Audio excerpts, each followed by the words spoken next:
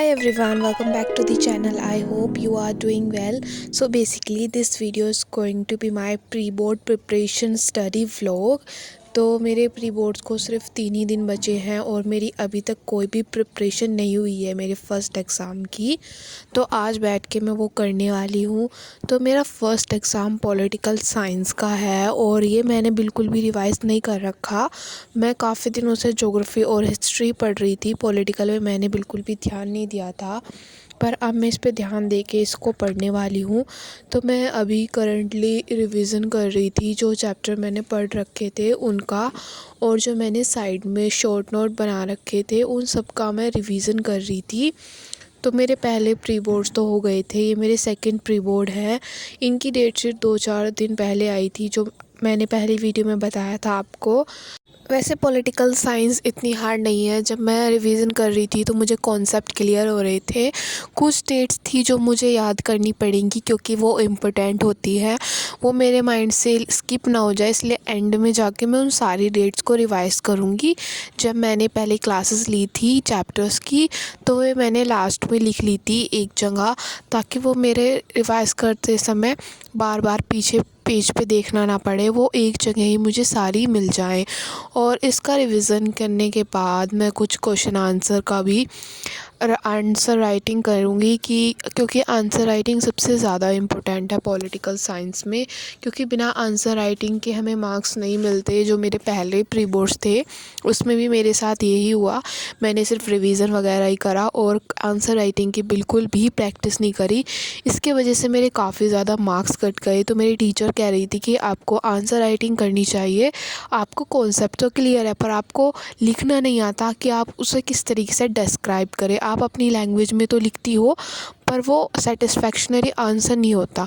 तो इस वजह से मुझे इस बार आंसर राइटिंग की ज़्यादा प्रैक्टिस करनी पड़ेगी। रिवीजन तो मैं इतना नहीं करूँगी, मेन फोकस मेरा क्वेश्चन आंसर पे रहेगा और एमसीक्यू वगैरह जो कॉम्पिटेंसी बेस्ड क्वेश्चन है वो ज़्यादा हार्ड होते हैं, उसमें मुझे टाइम लगता है ना, तो काफ़ी इजी होता है। और इसकी प्रिपरेशन मुझे पहले करनी स्टार्ट थी पर वो टाइम नहीं मिल रहा था, पर मैं अब इसकी प्रिपरेशन करूँगी और 3 दिन तक लगातार मैं सिर्फ पॉलिटिकल ही पढ़ने वाली हूँ। हाँ, थोड़ी बहुत क्लासेस मैं सीयूटी की भी लूँगी, पर मेन फोकस मेरा बोर्ड के लिए ही रहेगा। और मेरे बोर्ड्स भी आने वाले हैं और मुझे सैम्पल पेपर भी सॉल्व करना है, पर मैं फर्स्टली अपने प्री बोर्ड की प्रिपरेशन करूँगी क्योंकि यही अच्छे नहीं जाएंगे तो प्री बोर्ड ही कहाँ अच्छे जाने वाले हैं।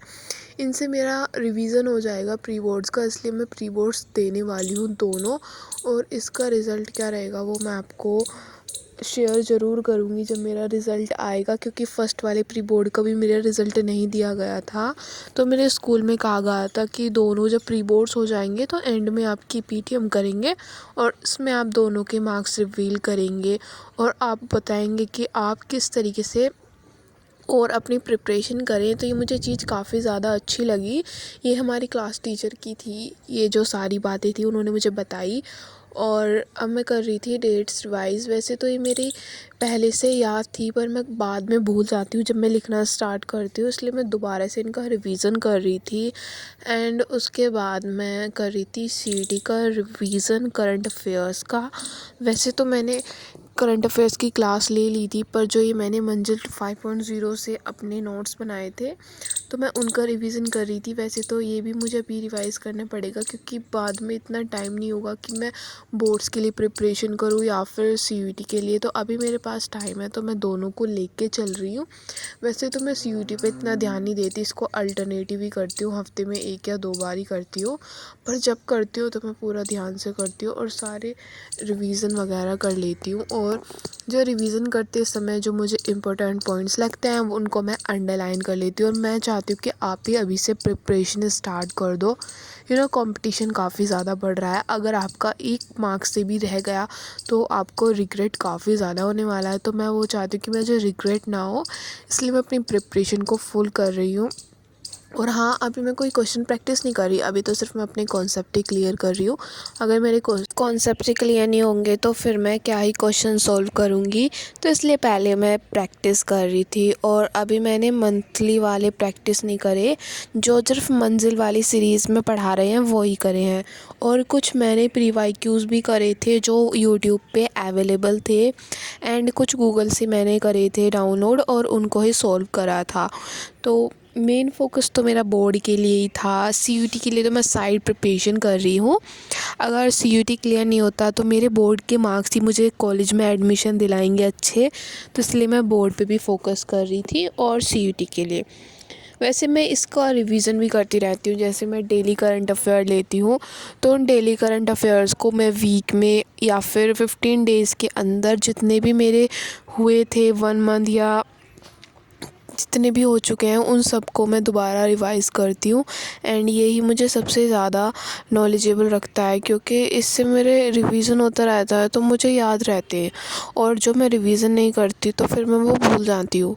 तो इसलिए मैं 2 से 3 बार रिवीजन करती ही रहती हूँ मंथ में, और कभी कभी 4 बार भी कर लेती हूँ अगर मुझे कोई छुट्टी मिल जाती है या फिर कुछ और। तो वैसे तो मैं रिवीज़न कर रही हूँ, एंड प्रैक्टिस भी ज़रूर करूँगी, और आपके साथ डेली अपडेट भी शेयर करूँगी शॉर्ट वीडियो के द्वारा। तो आप मेरी शॉर्ट सेक्शन भी देख सकते हो। अब मैं ज़्यादातर डेली ही शॉर्ट अपलोड करती हूँ और बताती हूँ कि मैंने दिन में क्या पढ़ा। और काफ़ी बार मैं अपलोड भी नहीं करती हूँ, मुझे काफ़ी ज़्यादा स्कूल से काम मिल जाता है तो नहीं कर पाती, और जो मुझे काम नहीं मिला होता ज़्यादा और मेरे पास टाइम रहता है तो मैं अपलोड कर देती हूँ। काफ़ी लोग मुझे कमेंट सेक्शन में पूछ रहे थे कि मैं किस चीज़ की मतलब कौन सा कोर्स लेने वाली हूँ, तो ये मैं आपको आगे बताऊँगी जब मेरा 12th का रिज़ल्ट हो जाएगा और एडमिशन वगैरह हो जाएगा, उसके बाद ही बताऊँगी। क्यों ना इससे नज़र लग जाती है कि मैं क्या कर रही हूँ। पर अभी जो मैं कर रही हूँ सीयूटी की प्रिपरेशन कर रही हूँ, और उसका एग्ज़ाम तो मैं डेफ़िनेटली दूँगी। अगर और कोई कंपटीशन एग्ज़ाम की मैं तैयारी करूँगी तो वो सब चीज़ मैं आपके साथ शेयर ज़रूर करूँगी। एंड उसके बाद मैं करने बैठ गई थी इंग्लिश का सैम्पल पेपर सॉल्व। हाँ, मेरे पास इंग्लिश का सैम्पल पेपर अवेलेबल है तो मैं वो कर रही थी। मैंने 2-3 नोटिस भी करे थे, एंड अब मैं रिप्लाई और इनविटेशन वाला पार्ट कर रही थी, क्योंकि ये मेरे स्कूल में भी करा दिए हैं और मुझे लगता है मुझे घर पे और प्रैक्टिस करनी पड़ेगी, क्योंकि इसमें हमारे मार्क्स इतने कट